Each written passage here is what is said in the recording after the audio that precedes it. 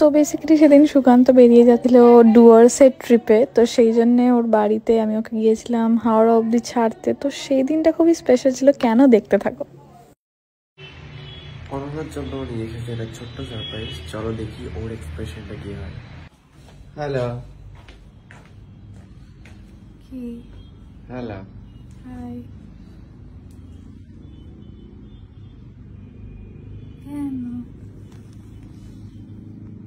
কেন ফুল দিচ্ছ তুমি? ফুলের জন্য ফুল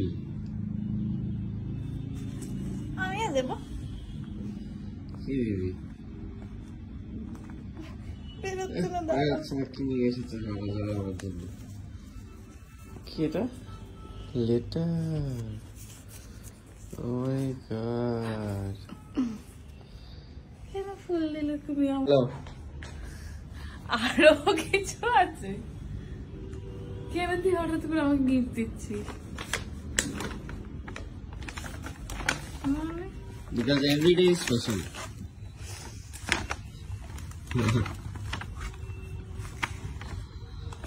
দেখা সবাইকে অরিগামি টিস্যু বক্স গাইতে শেষ হয়ে গেছে। Bingo, less, little hertz.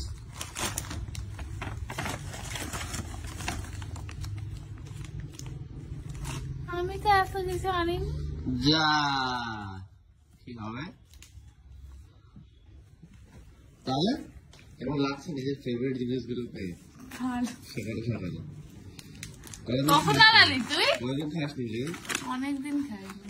কেন খাস নি? কেন তোমায় বললামও কিছুদিন আগে কি আমি অনেকদিন কখন অর্ডার করলি তুই? করেছি, বাথরুমে গেছিলি না?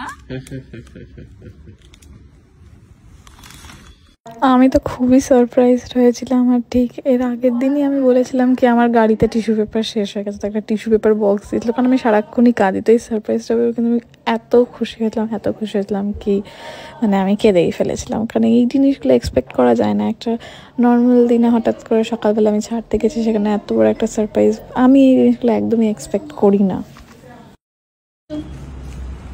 Welcome. Thank you so much. শোন, এমনি দিইনি, আমাকে হাওড়াতে ছাড়তে দেবে না, সেই জন্য চল। হাওড়ায় আমি ছাড়তে যেতে পারবো না। হাওড়ায় আমার অত সুন্দর অত বড় গাড়ি ঢুকবেই না ভাই। হাওড়া পারবো না, ওলা করে দিচ্ছি, চলে যাও। চুপচাপ চল। চলে যাও, ওলা বুক করে দিচ্ছি। হাওড়ায় আমি ছাড়তে যেতে পারবো না। তুই যাবে না, তোর ঘাড় যাবে। এমনি দিইনি এতগুলো গিফট, চুপচাপ চল। এগুলো হচ্ছে তোর কি বলে বলতো, কি বলে ওয়ার্ডটা মনে পড়ছে না, লালসা দেওয়ার জন্য যে গিফট গুলো করা হয়। আমি চললাম বাড়ি, সরি, আমি হাওড়া ফাওড়া ছাড়তে পারবো না। কি রে, কোথায় যাচ্ছিস হঠাৎ? আমি তো যাচ্ছি আমার বাড়ির থেকে, তুমি মাঝ রাস্তায় নামিয়ে দেবো। শিয়ালদায় নামিয়ে দেবো, শিয়ালদা থেকে ট্রেন ধরে হাওড়া চলে যাবো। ট্রেন হাওড়া যায় না, প্রথম কথা। এইটুকুনি বুদ্ধি যদি থাকতো তাহলে তোমার, এটা আমি শুনেছিলাম। এরকম তোকে সেলিব্রিটি বলতো না কেউ। মানে সেলিব্রিটিদের মাথায় বুদ্ধি থাকে না? না, ট্রেনে ট্রাভেল করে না, সেই জন্য। যথেষ্ট আমি ট্রেনে ট্রাভেল করেছি এক সময়, এখন গাড়ি হয়ে গেছে বলে এখন আর ট্রেনে ট্রাভেল করি না। শুটিং করতে গেলাম দুদিন আগে, গাড়ি চালিয়ে সুন্দর। এর আগে ছোটবেলায় যখন বাড়িপুর রাজবাড়ি যেতাম ট্রেনে করে যেতাম। সেটাই বেশি ইজি হয় আমার মনে হয়, খুব ইজিলি শিয়ালদা থেকে বাড়িপুর লোকাল ধরে চলে যাওয়া যায়, তাই ধরেই যেতাম তো আধা ঘন্টায়। যাই হোক, মা ফ্লাইওভারে আছি, 2টার সময় আমার ট্রেন, এখন বাজছে 1:30। পৌঁছাতে পারবো? সেটা কিন্তু তোর দোষে। আমি কিন্তু তোকে মানে 50 বার বলেছি বাড়ি থেকে বেরো, যদি না বেরোতে চাস। তুই তো চাস এই রাশটা জীবনে। সেটা অবশ্যই,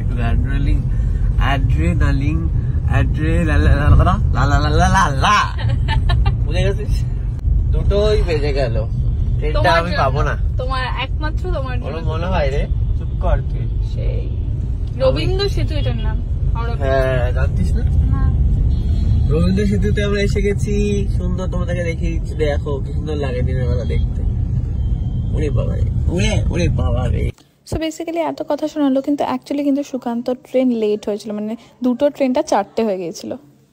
এখনো 20 মিনিট বাকি আছে। ভালোভাবে ট্রাভেল করো, তাড়াতাড়ি ফিরে এসো।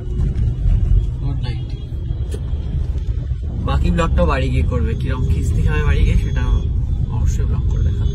তো ওকে ছেড়ে চলে এলাম, এবার দেখা হচ্ছে তোমাদের সাথে পরের ব্লগে।